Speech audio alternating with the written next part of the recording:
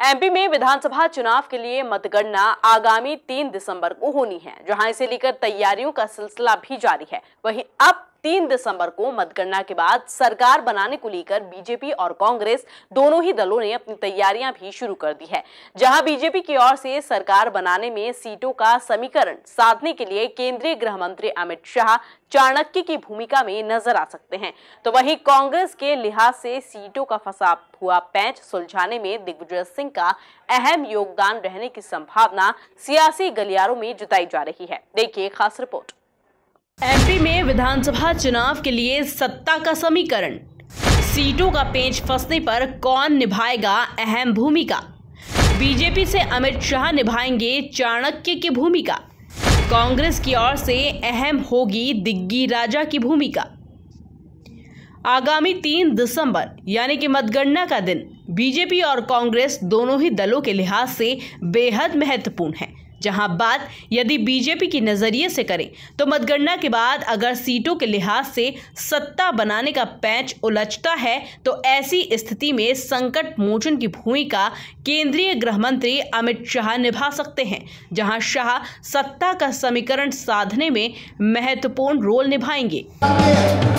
गृह मंत्री जी का, माननीय अमित शाह जी का स्वागत करें। हम लोग ताली बजाते रहे, कर्तव्य ध्वनि के साथ में वहां से नौजवान अध्यक्ष जिनके अथक प्रयास और मेहनत से ये सब कार्यक्रम हो रहा है, जैसे गौरव रणदेव जी और राजेश सोनकर जी से आग्रह करता है जिले के समस्त जिलाध्यक्षों से कि वो हमारे सभी आगंतुकों का, माननीय नरेंद्र सिंह तोमर जी का, माननीय वैष्णव जी का, माननीय शिवप्रकाश जी भाई साहब का, माननीय अतिथि है, उन सब लोगों से आग्रह करूंगा कि वो बड़ी कमल के फूल की माला करें, उससे लाकर के स्वागत करें।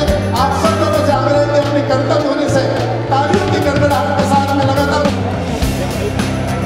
बोले भारत माता की, भारत माता की,